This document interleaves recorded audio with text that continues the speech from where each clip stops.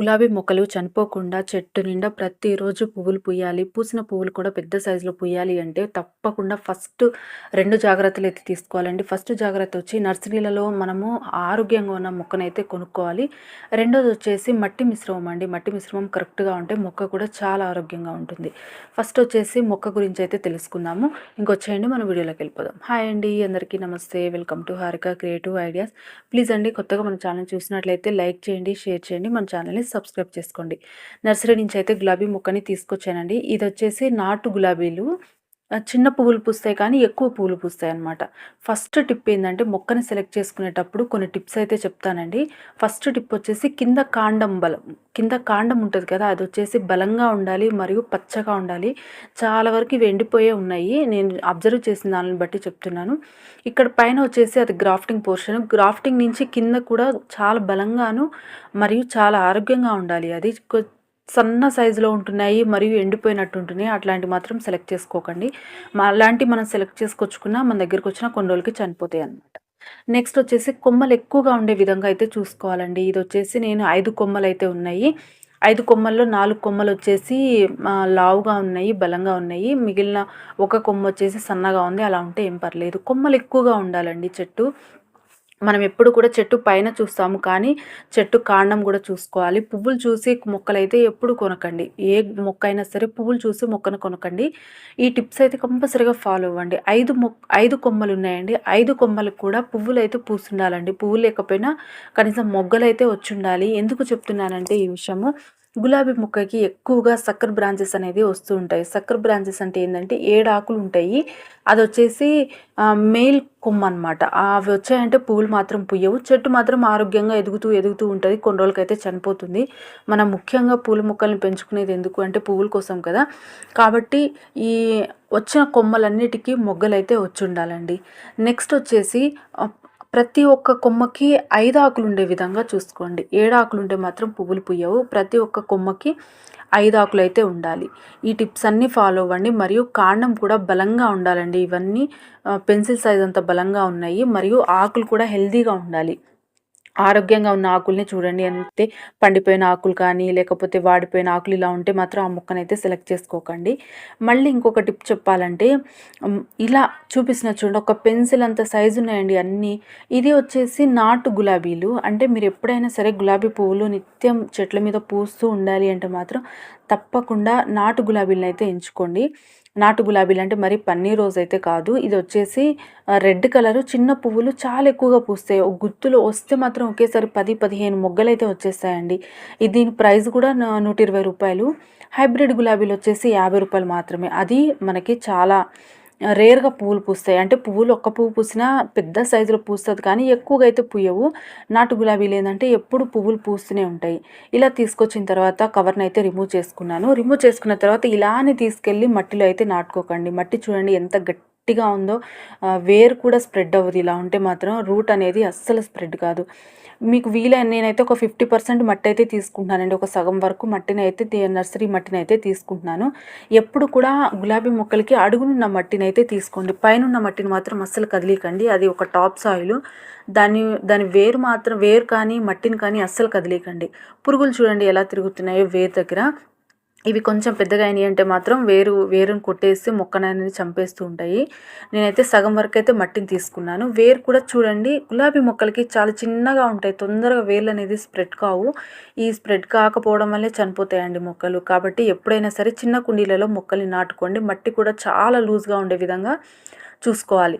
ఈ నర్సరీ నుంచి తీసుకొచ్చిన మట్టిని కూడా వేస్ట్ చేయకండి. ఇది బాగా ఒక 15 నుంచి ఒక 20 రోజుల పాటు బాగా ఎండపెట్టి దీనిలో వర్మీ కంపోస్ట్, కిచెన్ కంపోస్ట్ ఏది మన దగ్గర ఉన్నాయి అన్నీ కలిపి లూజ్గా చేసుకొని మనం కొత్త మొక్కల్ని రిపోర్టింగ్ చేసుకోవచ్చు. నేనైతే దీన్ని కంప్లీట్గా ఒక 20 రోజుల పాటు ఎండపెట్టుకుంటా. ఏదైనా సరే అండి, ఏ మొక్క నుంచైనా వచ్చిన నర్సరీ నుంచి వచ్చిన మట్టిని అయితే పడేయను. ప్రతి ఒక్కటి మనం కొనాలంటే కూడా ఇబ్బందే కదా. కాబట్టి వీటిని కూడా మనం యూస్ చేసుకోవచ్చు. చూస్తున్నారు కదా ఎంత గట్టిగా ఉందంటే మట్టి.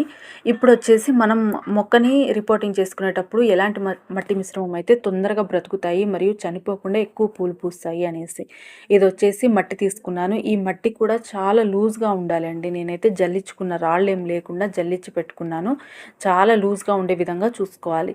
నెక్స్ట్ ఇది వచ్చేసి ఇసుక తీసుకుంటున్నానండి. మీకు ఇవన్నీ కూడా నర్సరీలలో దొరుకుతాయి. చాలామంది అడిగారు మీరు మట్టి ఎక్కడ కొంటున్నారు ఇంత లూజ్గా ఉంది అనేసి. నేను నర్సరీలో మట్టి తీసుకొచ్చినా సరే దాన్ని బాగా ఎండపెట్టి జల్లించి పెట్టుకుంటానండి. ఇంత మంచి మట్టి అయితే నర్సరీలో దొరకదు. ఇంత లూజ్గా ఇంత మెత్తగా ఉన్న మట్టి. ఇది వచ్చేసి కోకోపీట్ అయితే కంపల్సరీగా వేసుకోవాలండి. కోకోపీట్ లేకపోతే మాత్రం వరిపట్టు వేసుకోండి. వరిపట్టు కూడా లేదనుకుంటే ఇసుక శాతం కొంచెం ఎక్కువ కలుపుకోండి. ఇది వచ్చేసి వర్మీ కంపోస్ట్ తీసుకున్నాను. వర్మీ కంపోస్ట్ లేదంటే బాగా మాగిన పశువుల ఎరువు తీసుకోండి. అంటే ఎక్కువ ఒక 6 నెలలు క్రితంది అయితే తీసుకోండి, ఫ్రెష్ది అయితే తీసుకోకండి. ఈ 4 అయితే నేను సమానంగా తీసుకుంటున్నానండి. ఇవన్నీ వేయడం వల్లే మన టెర్రస్ గార్డెన్లో కుండీలు చాలా లైట్ వెయిట్గా ఉంటున్నాయి. మరియు పోసిన వాటర్ తొందరగా డ్రైన్ అవుట్ అవ్వడానికి, వేర్లు కూడా తొందరగా స్ప్రెడ్ అవ్వడానికి ఈ మట్టి చాలా బాగా ఉపయోగపడుతుంది. కంపల్సరిగా మీ దగ్గర ఉంటే మాత్రం ఇవి తీసేసుకోండి, లేకపోతే ఇసుక శాతం కొంచెం ఎక్కువ కలుపుకోండి. నెక్స్ట్ పసుపు తీసుకుంటున్నాను. ప్రతి ఒక్కరు కిచెన్లో ఉంటుంది కదా, కిచెన్లో వాడుకునే పసుపే తీసేసుకున్నాను. ఇది వేపపిండి అండి. కంపల్సరిగా మన మొక్కల్ని రిపోర్టింగ్ చేసుకునేటప్పుడు వేసుకోవాల్సింది అంటే వేపపిండి అయితే కంపల్సరీగా వేసుకోవాలండి. ఎందుకంటే వేరు పురుగు రాకుండా ఉపయోగపడుతుంది. ఇంత మట్టికి నేను కొంచెమే వేసుకున్నాను, అదే చూపిస్తున్నాను. ఎక్కువ మాత్రం వేసుకోకండి, వేడొచ్చే ఛాన్స్ ఉంటుంది. కొంచెమే సరిపోతుంది. నెలకు ఒక్కసారి 1 టీ స్పూన్ కుండీలో చల్లుకోండి. ఇవి వేయడం వలన చీమలు కానీ పురుగులు కానీ ఏవి కూడా మట్టిలో అయితే అటాక్ అవ్వవు. లేకపోతే మాత్రం వేపాకుని తీసుకొచ్చి ఎండబెట్టన్నా పొడి చేసి వేసుకోండి. కంపల్సరీ అయితే వాడుకోవాలండి. దీంట్లోని దాల్చిన చెక్క పౌడర్ కూడా వేసాను నేను. బనానా పీల్ పౌడర్ కూడా వేసుకున్నాను. ఇవన్నీ వేసి బాగా మిక్స్ చేసుకున్నాను. రిపోర్టింగ్ చేసుకోవడానికి కుండీ అయితే తీసుకున్నాను. కుండీ కూడా పెద్ద పెద్ద కుండీలు అయితే తీసుకోకండి. ముఖ్యంగా గులాబీ మొక్కలు తొందరగా వేలు స్ప్రెడ్ అవ్వాలి అంటే మాత్రం చిన్న కుండీలలోనే నాటుకోండి. మీకు ఇంకా మొక్క పెద్దగా అవ్వాలి అంటే 1 సంవత్సరం పాటు దీనిలో ఉంచి తర్వాత పెద్ద కుండీలోకి అయితే షిఫ్ట్ చేసుకోండి. ఎప్పుడైనా సరే చిన్న కుండీలలో నాటుకుంటే రూట్ అనేది తొందరగా స్ప్రెడ్ అయిపోతుంది, వేర్ అనేది. దీనికి ఎక్కువ హోల్స్ ఉండే విధంగా చూసుకోండి. కుండీలలో ఆల్రెడీ ఉంటాయి, లేకపోతే మాత్రం మీరైతే పెట్టుకోండి కుండీలు. దీనిలో మొత్తం నేను గులకరాళ్ళు అయితే వేసుకుంటున్నాను. ప్రతి ఒక్క హోల్ని కవర్ చేయాలి కాబట్టి ఒక లేయర్గా వేసేసుకోండి. ఒక లేయర్గా వేసేసుకుంటే అన్ని హోల్స్ కవర్ అయిపోతాయి.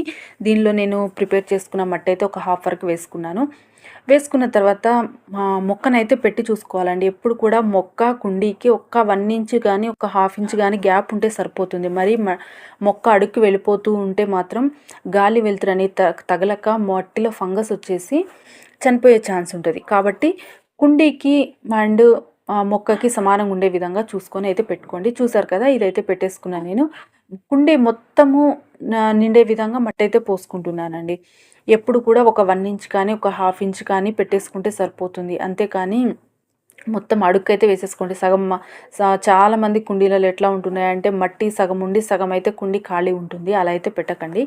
మనం ఎట్లా డైలీ వాటరింగ్ చేసే కొద్ది మట్టి అనేది దిగుతూ వస్తుంది. రిపోర్టింగ్ చేసుకున్న తర్వాత ఇప్పుడు వచ్చేసి అడుగునున్న ఆకులు మొత్తం తీసేసుకుంటున్నాను. ఎప్పుడైనా సరే అడుగునున్న ఆకులు పెద్ద పెద్ద ఆకులు ఉంటాయి కదా, అవైతే ఇప్పుడు రిపోర్టింగ్ చేసామనే కాదండి, ఎప్పుడైనా సరే అడుగునున్న ఆకులు అయితే ఎప్పటికప్పుడు తీసేసుకుంటూ ఉండాలి. ఇలా తీసుకోవడం వల్ల గులాబీ మొక్కలో కొత్తగా వచ్చే చిగుర్లకి మొగ్గలకి బలం అనేది అందుతుంది. తొందరగా వస్తాయి కూడా అండి. ఈ ఆకులు తీయడం వల్ల తొందరగా కూడా చిగుళ్ళు రావడానికి ఛాన్స్ ఉంటుంది. నేనైతే ఈ ఆకులు మొత్తం తీసేసుకోలేదు, చిగుళ్ళ దగ్గర వదిలేసి అడుగునున్న ఆకులను అయితే తీసుకున్నాను. తీసుకున్న తర్వాత ఇలా వాటరింగ్ అయితే చేసుకోవాలండి. ఫస్ట్ టైం మనం వాటరింగ్ చేస్తున్నాము, ఫస్ట్ టైం మనం మొక్కకి నీరుస్తున్నాం కాబట్టి మొత్తం కుండీ నిండిపోయేంత విధంగా వాటర్ అయితే ఇవ్వాలండి. కంపల్సరిగా కుండీ నిండుగా వాటర్ అయితే ఇవ్వాలి. ఇలా ఇచ్చేసుకున్న తర్వాత ఎయిర్ గ్యాప్స్ చూడండి ఎలా సెట్ అయిపోతున్నాయి. ఇలా ఎయిర్ గ్యాప్స్ ఏమైనా ఉన్నా సరే మొత్తం సెట్ అయిపోతాయి. కాబట్టి కుండీ నిండా వాటర్ ఇవ్వాలి. ఇచ్చిన తర్వాత ఒకసారి డ్రైన్ హోల్స్ చెక్ చేసుకోవాలి. ఇప్పుడు అంటే మనం వాటర్ ఇచ్చిన వెంటనే కుండీలో నుంచి డ్రైన్ అవుట్ అయిపోవాలండి. ఇలా అయిపోయినాయి అంటే పర్ఫెక్ట్ మట్టి అండ్ హోల్స్ అని కరెక్ట్గా ఉన్నట్టు. ఈ డ్రైన్ అవుట్ అయ్యే వాటర్ కూడా ఎలా అంటే మట్టితో కలిసి రాకూడదు. ఓన్లీ మనం వాటర్ ఇచ్చిన వాటరే రావాలి, మట్టి రాకూడదు. కాబట్టి కంపల్సరిగా ఈ టిప్స్ అయితే ఫాలో అవ్వాలండి. చూస్తున్నారు కదా, వాటర్ అయితే వచ్చేసినాయి. మనం ఇచ్చిన వాటర్ అన్ని వెంటనే డ్రైన్ అవుట్ అయిపోయినాయి. కాబట్టి మీరు ఏం చేస్తారంటే ఎప్పుడైనా సరే కుండీని ఆ హోల్స్ కవర్ చేయాలి అనుకుంటే టైల్స్ కానీ, గ్రానైట్ ముక్కలు కానీ ఇలాంటివి అయితే పెట్టకండి. కొబ్బరి చిప్పలు ఉంటాయి కదా! కొబ్బరి చిప్పలు కానీ, ఇలాంటి గులకరాళ్ళు కానీ ఇలాంటివైతే వాడుకోండి. ఎందుకంటే అవి కొంచెం ఎగుడు దిగుడుగా ఉంటాయి కాబట్టి వాటర్ అనేది తొందరగా డ్రైన్ అవుట్ అయిపోతాయి. మనము గ్రానైట్ కానీ, లేకపోతే టైల్స్ ముక్కలు, లేకపోతే చెక్క ముక్కలు ఇలాంటివి పెట్టేసామంటే అవి కంప్లీట్‌గా కవర్ అయిపోయి వాటర్ బయటికి రావడానికి చాలా టైం పడుతుంది. అదేవిధంగా పైన ఇది హోల్ ఎందుకు పడిందని చూస్తున్నారా? మనం వాటర్ ఫోర్స్‌గా ఇచ్చినప్పుడు ఒక హోల్ పడుతది కదా! దాన్నైతే కవర్ చేసుకున్నాను. మట్టి చూడండి, మనం స్టార్టింగ్ కుండి నిండుగా ఏసాం కదా! కొంచెం అయితే మట్టి దిగింది. ఇంకొక 1 మంత్ అయితే ఇంకొంచెం మట్టి దిగుతది.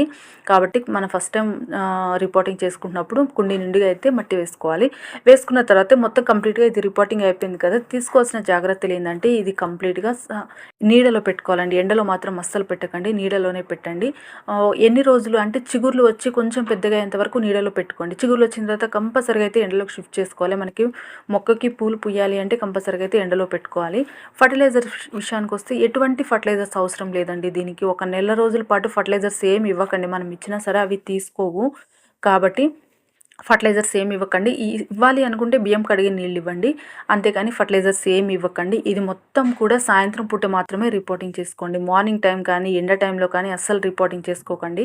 సాయంత్రం పూట మాత్రమే రిపోర్టింగ్ చేసుకోండి. నేను చెప్పిన జాగ్రత్తలన్నీ మీరు ఫాలో అవుతారని, మొక్కలు ముఖ్యంగా గులాబీ మొక్కలైతే కొనేటప్పుడే చాలామంది ఫెయిల్ అవుతున్నారండి. మంచి మొక్కల్ని సెలెక్ట్ చేసుకోవట్లేదని నేను కంప్లీట్‌గా వీడియో తీయాలని వీడియో తీశాను. మీరైతే ఈసారి గులాబీ మొక్కలు కొనేటప్పుడు ఇది చాలా మంచి సమయం అండి. ఈ సమయంలోనే మనం గులాబీ మొక్కలు నాటుకున్నామంటే మనము సెప్టెంబరు, అక్టోబర్, నవంబర్ ఈ టైంకి అయితే పువ్వులైతే చక్కగా పూస్తాయి. కాబట్టి కొత్త మొక్కల్ని తెచ్చుకున్న రిపోర్టింగ్ చేసుకోండి. మరొక మంచి వీడియోతో